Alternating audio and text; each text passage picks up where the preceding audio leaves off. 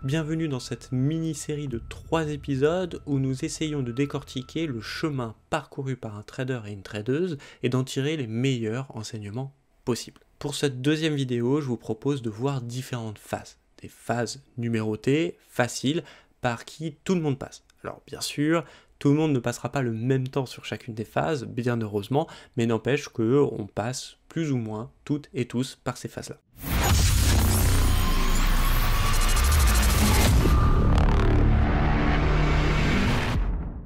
Je vous rappelle la courbe de l'expérience et c'est celle-ci que nous allons travailler.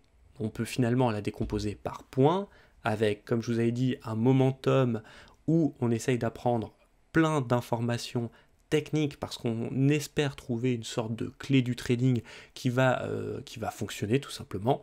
Ensuite, on arrive à un point où on comprend que tout ce qu'on a appris de technique, finalement, c'est pas que ça sert à rien, mais c'est que ça représente que 20 ou 30% de notre trading, et que maintenant il faut s'intéresser à nous, aux traders, à la tradeuse, parce que c'est là où est finalement la clé.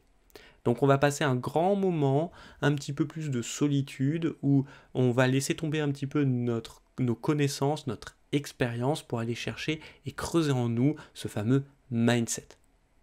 Une fois qu'on arrive à ce point-là, on est sur un point dit de rentabilité déjà, ou en tout cas on arrête de perdre de l'argent sur les marchés financiers, on est capable d'en gagner un petit peu plus. Et ensuite, s'en va une grande phase d'apprentissage où on est capable d'augmenter nos gains, d'être plus efficace sur les marchés ou de chercher des objectifs un petit peu différents de ceux qu'on avait d'habitude. On n'est plus là pour juste gagner de l'argent, on est là pour gagner de l'argent et passer le moins de temps devant les écrans, on est là pour maximiser finalement nos gains, on est là pour automatiser un petit peu notre trading, parce que maintenant qu'on sait comment faire, on met des alertes, on utilise des brokers différents, des moyens différents d'arriver à nos fins. Et on peut découper cette courbe d'expérience par phase. Et c'est par phase qu'on va passer. Durant cette vidéo, on va parler des phases 1, phase 2 et phase 2 bis, et on parlera de la phase 3 durant la dernière vidéo. Le but du jeu va être d'aller le plus rapidement à la phase 3 et d'avoir des astuces concrètes pour y arriver. Alors c'est parti, la phase 1, je vous rappelle, on a un niveau de connaissance nul finalement sur le marché financier et on essaye d'emmagasiner le plus d'expérience possible.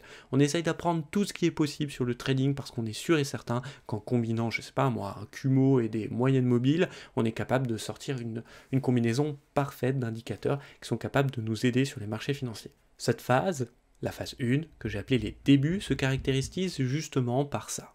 On essaye d'apprendre 1000 indicateurs différents. On complexifie non-stop sa stratégie. On commence vraiment à devenir dingue.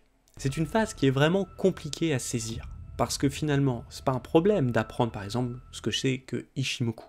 Mais par contre, vous n'êtes pas obligé non plus d'essayer de trader avec. Ou en tout cas, pas de trader avec sur votre compte principal.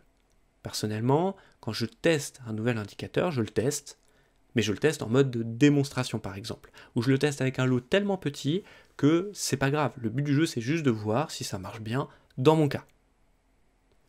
En fait, cette phase, elle est importante parce que vous allez apprendre et vous disperser, apprendre 1000 choses, alors qu'en fait finalement, 1, 2 ou 3 choses bien essentielles, bien apprises et bien maîtrisées vont vous faire quitter cette phase beaucoup plus rapidement.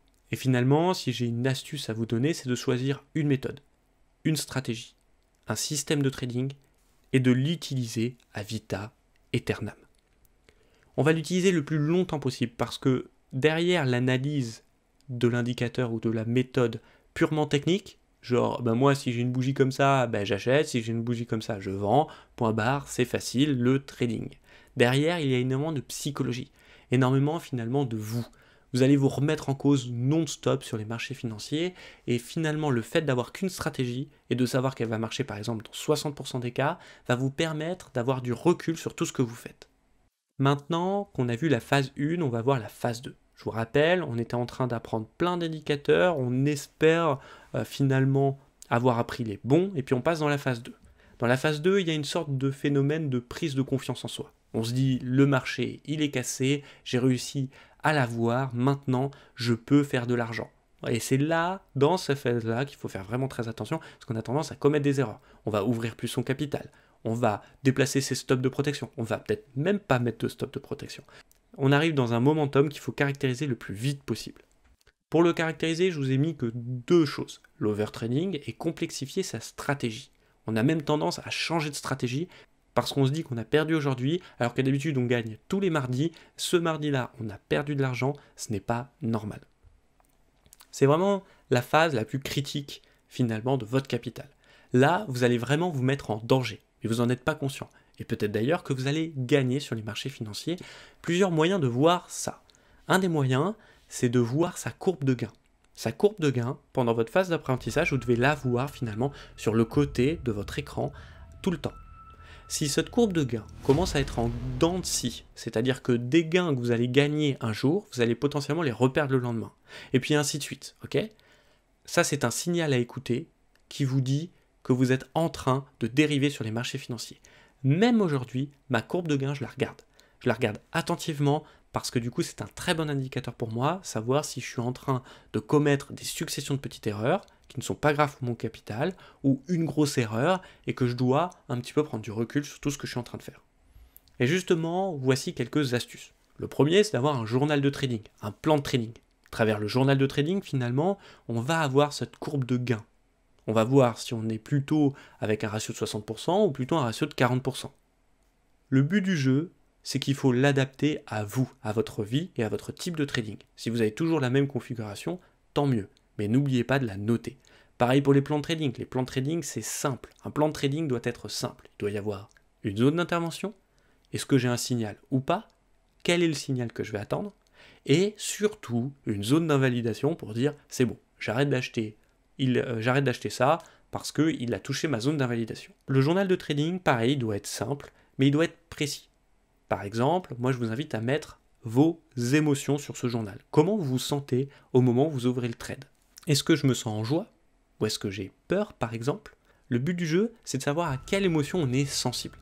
Par exemple, moi, il m'a fallu du temps pour comprendre que quand j'étais au téléphone avec quelqu'un, avec un ami, et que j'étais en train de trader, même si celui-ci était un trader aussi, et qu'il était, comme moi, en train d'apprendre les marchés financiers, je me suis rendu compte que si je lui disais « bah tiens, je prends position maintenant », cette position était systématiquement perdue. Ça, c'est grâce à mon journal de trading que je l'ai vu. Et du coup, l'émotion associée, c'est un petit peu la joie. La joie d'avoir cet ami au téléphone, de discuter de quelque chose que j'aime bien, ça m'a procuré de la joie. La joie, pour moi, c'est une alerte émotionnelle que je dois prendre en compte. C'est pareil pour le stress. Le stress, moi, je suis sensible au stress. Voilà, c'est bien de le savoir, au moins je le sais. Je sais à quoi m'attendre sur les marchés financiers quand je suis stressé. Je vais adapter mon trading à ma vie, et pas ma vie à mon trading. Donc je vais diminuer mon exposition parce que je sais que je suis stressé, ou je vais tout simplement augmenter mes unités de temps pour éviter de me faire avoir par le marché. En fait, en faisant ça, le journal de trading et le plan de trading, on arrive à stabiliser une stratégie. Au lieu d'avoir des dents de scie, comme expliqué tout à l'heure dans cette courbe de gain, on va avoir une courbe de gain un petit peu plus aplatie, mais plus droite. Et ça, c'est ce qu'on veut.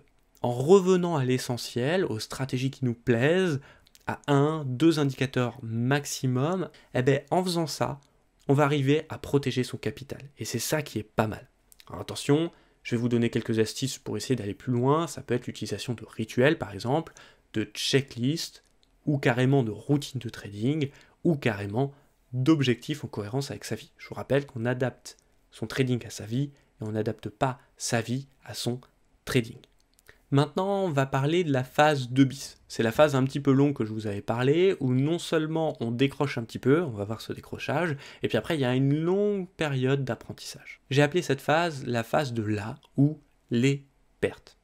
Comment la caractériser? C'est assez facile, c'est soit une grosse perte, par exemple on perd 20% de son capital d'un coup, d'accord, on clôture une position, on n'avait pas de stop loss, le marché est parti dans le mauvais sens, on commence un petit peu à s'arracher les cheveux en se disant qu'est-ce que j'ai fait, mais non, de toute façon le marché va toujours monter, j'en suis sûr, j'ai confiance en cette valeur, et puis finalement le marché continue à dévisser, puis au bout d'un moment on se dit ok, j'accepte ma perte.